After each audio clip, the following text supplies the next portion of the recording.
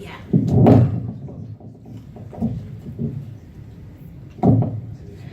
All right, welcome everybody. This is the Science and Anime panel. How you guys doing today? That sounds all right for Sunday. All right, cool.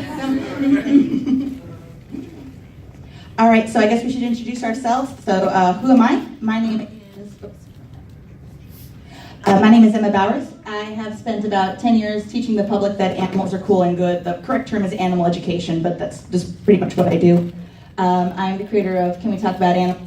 It's a YouTube series where we talk about animals, and so I'm not looking over. There we go. And I'm currently employed by the Wildlife Conservation Society, and I'm a huge weeb, so hopefully this makes me qualified to teach you guys about animals and anime. Oh, a few warnings for my panel here. Content warning, some minor spoilers, nothing too extreme or anything. And also there will be a lot of talk of scientific talk of animal procreation and possibly some safe for work genitalia, so just be mindful of that. This is educational, and we do actually enforce that idea. Yes. It's like high school level. Yeah, high school level. So I'm Vincenzo Averello. I've been a science dork since I was a kid. I've been an anime dork since I was a kid. I'm currently a PhD student in plant breeding at the University of Minnesota. I do the All Geeks Considered podcast. We're about half anime and half not anime. You can follow me at VinnyAvAGC if you want my anime and nerd crap, or VinnyAvSci if you want science and nerd crap. And that's a clip. What do you want to start with? All right, so I thought we would get started talking about animals by showing an animal that does not actually exist.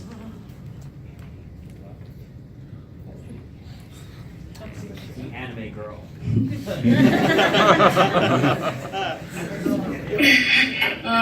腰ってプログラム今日統合テストか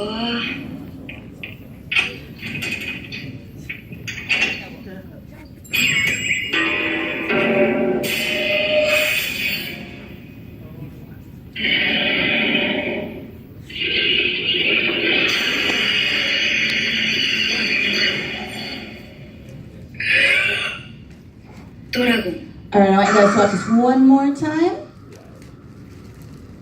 And then I'm going to show you this thing one more time just for really good measure.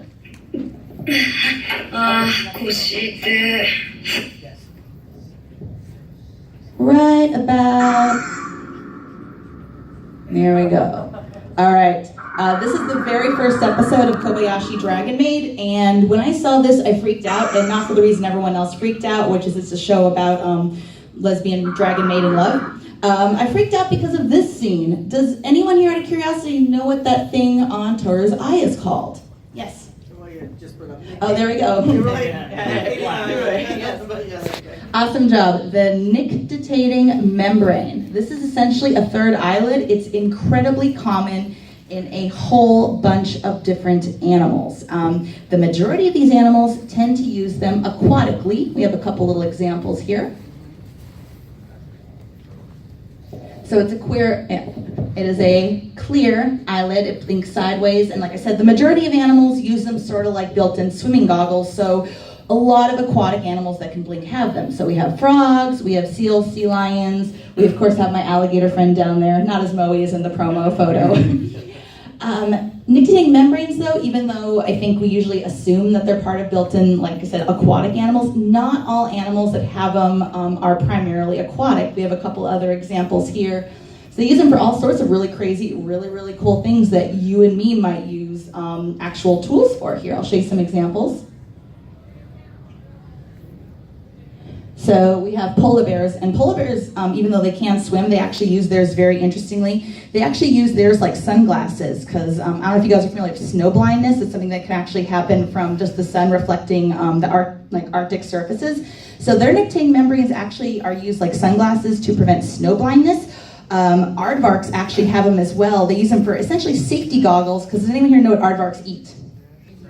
Yep, very good. Ants and insectivores. So these guys go after colonies. They'll eat over 5,000 termites or ants in one setting. And so, of course, when they break into a colony, these ants are going to climb all over their faces. So having something essentially shield your eyes from ants and termites biting and stinging them is very convenient. And then, of course, we have the peregrine falcon here. Peregrine falcons are the fastest animal on the planet. They have been clocked in a full dive going at 200 miles per hour. So, nerdy reference, a little like how Harry Potter puts on those goggles to do Quidditch. Peregrine falcons use those nictitating membranes sort of like goggles, and they keep the eyes lubricated when they're going at these really, really fast speeds. So, if anyone here's seen Kobayashi Dragon Maid, what do you guys think Tori uses her nictitating membranes for? Well, I mean, there was a scene later on where they do go to the beach, and she does dip underwater and sort of stays there for a little bit. She does that too, but in the first episode, there's kind of a scene where Tori decides, like, hey, this girl's all right. Very good.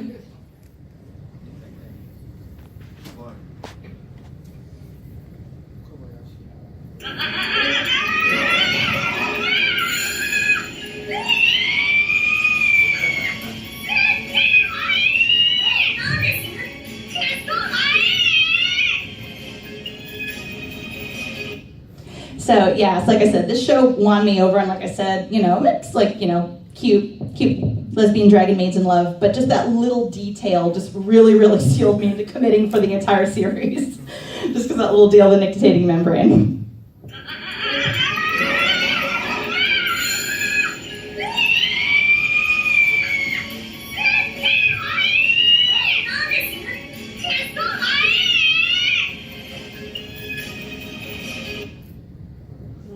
All right, we're gonna turn over. You're gonna go. Yeah, I can jump Your to turn. a topic now. So we're going to take a look at a piece of Captain Harlock lore. And a secret preview. Yeah, the newest Harlock got a little bit of weight. And this is actually from my youth in Arcadia. And this hasn't been used before because the science wasn't there yet.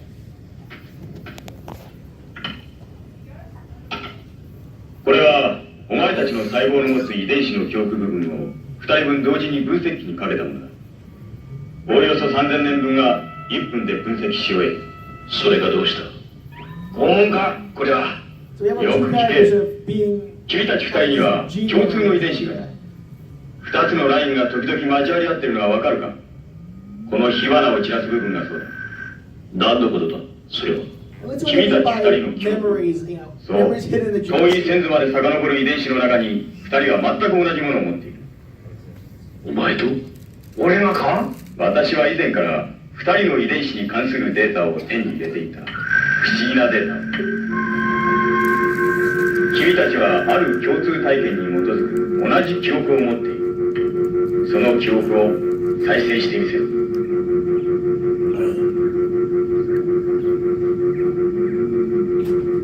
So obviously this is a sort of wacky sci-fi idea.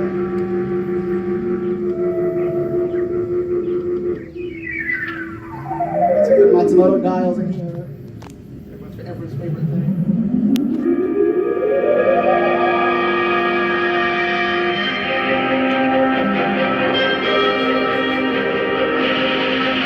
Because they were both involved in World War II. As an identical copy of old Harlock.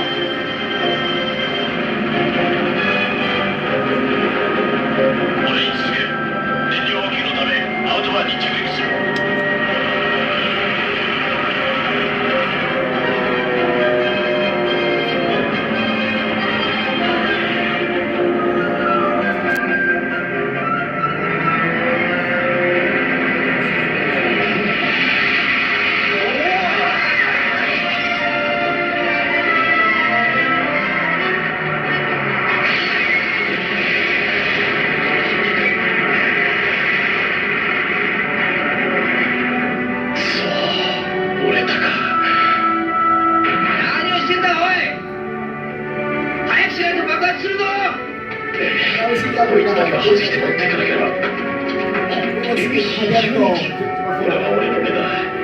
バトルの V 点でもアフリカ戦線でもいつも俺の目だった。お、何です？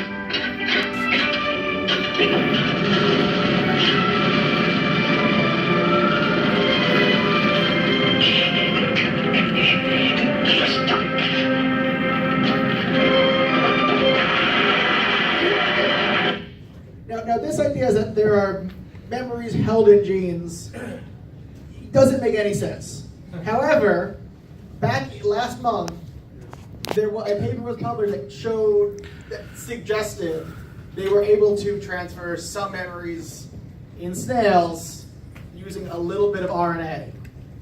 Now, this was just published last month, and a lot of people have gone, that doesn't make any sense. You're not showing a mechanism in the paper. So I want to keep my eye on this story because it doesn't make any sense. You know, the paper doesn't make sense, and it's a very minimal point. But obviously, the first question is, can it work in humans? No. I don't know too much about the brain, and I studied psychology for 2 years. But the brain, nobody knows how to function yet, because when you want to study, the only way to study is when the person is dead, and when he's dead, it's not working. And then that's why we cannot study the brain, and then we will study the brain, the person has to be alive. And we can do some images machine to see how somebody's talking in another language and how the brain moves, things like that. But memory is in one of the part of the brain. It's like a capsule. And then how can you want to transfer that to a snail using genes that doesn't have anything to do? It's something that you can know. It's like me taking my memory, put it in yeast. Yeah, that's sort of the criticism of this paper, that it doesn't. That what they show is that the snail kind of avoids what the other snail bumped into. So they're not showing a really good experiment yet. But it's an exciting idea that maybe something's there. I'm hesitant to believe it. Don't trust your first paper you see, just the fifth or sixth paper down the line. Yeah, no. But it's a good excuse to show Captain Harlock, so that's why I went with this. What do you want to show next?